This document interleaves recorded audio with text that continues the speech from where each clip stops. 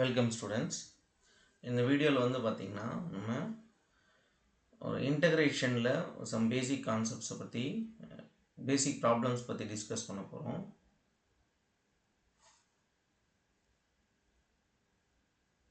Okay, இப்போ நம்ம என்ன பண்ணோம்னா சம் நம்பர் 1 பாருங்கள்.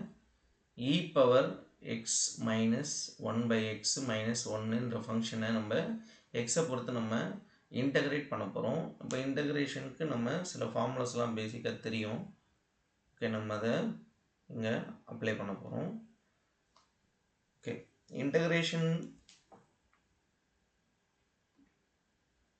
e power x minus 1/x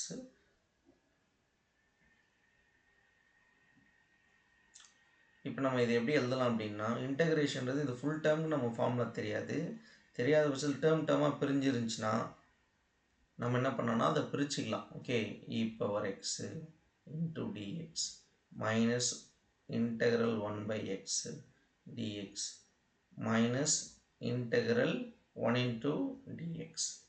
already நமக்கு சில ஃபார்முலாஸ் தெரியும். e power xஐ நம்ம இன்டகிரேட் பண்ணோம்னா ஆன்சர் என்னன்னா e power x divided by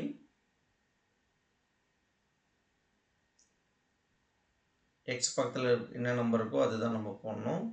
next 1/xனா log x மைனஸ் dxவை இன்டகிரேட் பண்ணால் x. இது வந்து ஒரு இன்டெஃபினைட் இன்டெக்ரல், அதாவது லிமிட் கொடுக்கல, அதனால் நம்ம ஒரு இன்டெக்ரல் கான்ஸ்டண்ட்டை நம்ம ஆட் பண்ணோம். அப்போது இது எப்படி எழுதலாம்? e power x minus log x minus x plus c. Okay, இதே மாடலில் இன்னொரு சம் பார்க்கலாம். இந்த சம் என்ன அப்படின்னா, integral e power minus 2x plus 1 into x into நம்ம சொல்லக்கூடாது maximum integrate e power minus 2x plus 1 with respect to x அப்படின்ட்டு தான் நம்ம அதை படிக்கணும். எஸ், கவனிங்க. இப்போ நான் சிம்பிளாக ஒரு ஃபார்முலா ரீகால் பண்ணுறேன். இன்டகரல் e power ax dxஐ பொறுத்து நம்ம இன்டகிரேட் பண்ணுறப்போ e power ax divided by a plus c. அதே மாடலில் integral e power minus ax plus b அப்படின்னு இருந்துச்சுன்னா ஜஸ்ட் என்ன போட்டால் போதும்னா e power ax plus b divided by xோட கோஎஃபிஷியன்ட் மட்டும் நீங்கள் போடுங்க plus c. அதே மாடல் தான் இதுவுமே இருக்குது. e power minus 2x plus 1 with respect to x. இப்போ இது இந்த மாதிரி ஃபார்மேட்டில் இருக்குது. e power minus 2x plus 1 divided by minus 2 plus c. Minus எப்பவுமே நம்ம நியூமினேட்டரில் வச்சிருக்கக்கூடாது, மைனஸ் டினாமினேட்டரில் வச்சிருக்கக்கூடாது, நியூமினேட்டர் ட்ரான்ஸ்ஃபர் பண்ணும்.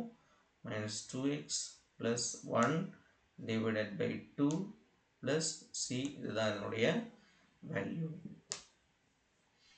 இது வந்து இதுக்கு முன்னாடி பார்த்தது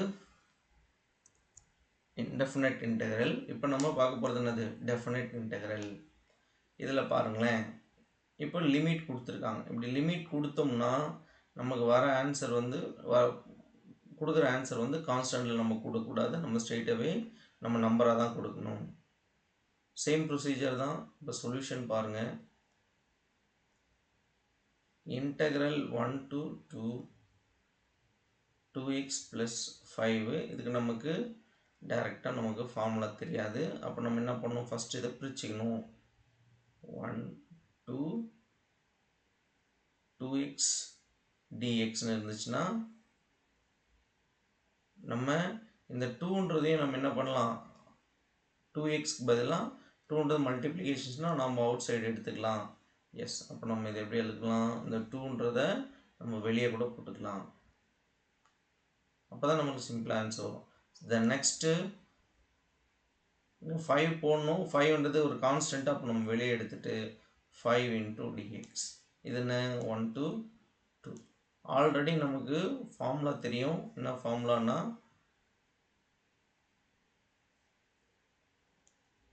integral x power n dx equal to x power n plus 1 divided by n plus 1 plus c indefinite interval இருக்கும் பட்சத்தில் சரிங்களா.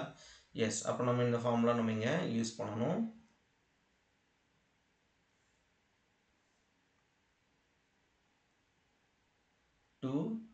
பாருங்க, இப்போ நான் இன்டகிரேட் பண்ண போகிறேன். எக்ஸை நம்ம இன்டகிரேட் பண்ணோம்னா இங்கே கண்டிஷன் என்னன்னா என்னோட வேல்யூ -1 இருக்கக்கூடாது. மற்றதான் என்ன நம்பர்னாச்சும் இருக்கலாம், ஃப்ராக்ஷனாக இருக்கலாம், நெகட்டிவாக இருக்கலாம், மிக்சடு ஃப்ராக்ஷனாக இருக்கலாம், எதனாச்சும் இருக்கலாம். பட் ஆனால் என்னோட வேல்யூ -1 இருந்தால் யூஸ் பண்ண முடியாது. அன்ஃபார்ச்சுனேட்லி இங்கே என்ன தான் இருக்குது, 1 தான் இருக்குது. ஓகே, அப்போ நம்ம இதை யூஸ் பண்ணலாம். இப்போ எக்ஸ் பவர் 1 + 1 அங்கே 1 இருக்குது, அப்போ 2 டிவைடட் பை 2. இப்போ நம்ம இந்த வேல்யூ நம்ம இங்கே போடணும். 5 இது என்ன எக்ஸ் 1 2. இது சால்வ் பண்ண என்ன கிடைக்கும் பாருங்கள். இதுக்கு 2 2 கெட்டிங் கேன்சல். ஓகே, இப்போது எக்ஸ் ஸ்கொயர் அதுக்கு நம்ம 1 2 கொடுக்கணும். நெக்ஸ்ட்டு 5 எக்ஸு 1 2 கொடுக்கணும். அதனுடைய மீனிங் என்னென்னா இது அப்பர் லிமிட்டாக கொடுக்கணும். அப்பர் லிமிட் கொடுத்தா என்ன கிடைக்கும் பாருங்கள், 2 ஸ்கொயர் கீழே இருக்கிற நம்பரை இந்த எக்ஸுக்கு பதிலாக சப்ஸ்டியூட் பண்ணி கழிக்கணும். 1 ஸ்கொயர் ப்ளஸ் 5. இதே மாதிரி தான் இங்கே எக்ஸுக்கு பதிலாக 2 திரும்ப மைனஸ் போட்டு லோவர் வேல்யூ சப்ஸ்டியூட் பண்ணணும். அப்போ இது சிம்பிளை பண்ண என்ன கிடைக்குது பாருங்கள். 2 ஸ்கொயர் எவ்வளோ வேல்யூ, 4 - 1 + 5 × 1. மொத்தம் ஆன்சர் எவ்வளோ, 4 + 4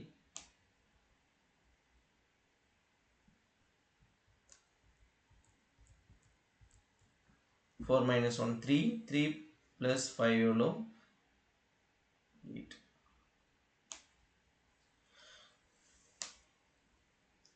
அதே மாதிரி இன்னொரு ஃபங்க்ஷனுடைய இன்டகிரேஷன் வேல்யூ பாருங்கள்.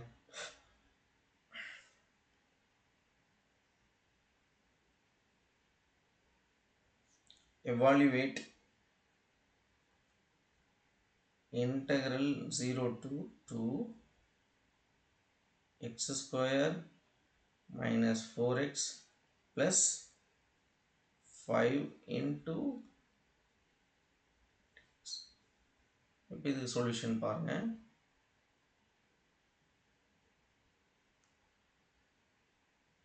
integral 0 to 2 x square minus 4x plus 5 dx. இப்போ என்ன எழுதணும், integral 0 to 2 x square dx minus 4x dx plus 5 integral 0 to 2 dx. Okay, நம்ம இப்போ என்ன பண்ணலாம், எக்ஸ் ஸ்கொயரை நம்ம இன்டகிரேட் பண்ணோம்னா என்ன, x³ டிவைடட் பை 3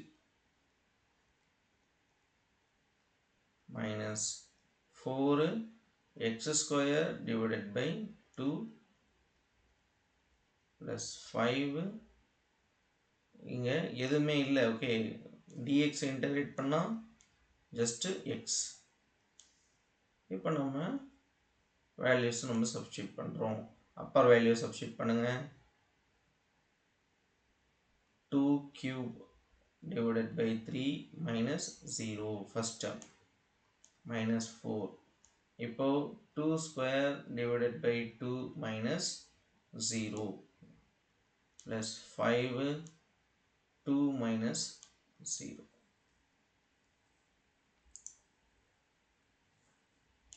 தென் இதை சிம்பிளை பண்ணுங்க.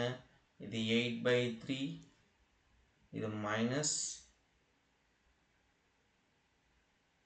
4/2. இது எவ்வளோ, 2 ப்ளஸ் 10. ஓகே, இப்போ ஆகும்போது இது மைனஸ் 8/3, இது ஒரு -8 + 2. அப்போ நம்ம எப்படி டிக்ளேர் பண்ணலாம் பாருங்கள். 8 plus 6 divided by 3. So 14 divided by 3. இதுதான் வந்து என்னுடைய ஆன்சர். ஓகே, இதே மாடலை யூஸ் பண்ணி ஒரு டெஃபினட் இன்டெக்ரலையும் இன்டெஃபினட் இன்டெக்ரலையும் நம்ம இன்டெகிரேட் பண்ணலாம். Okay, thank you.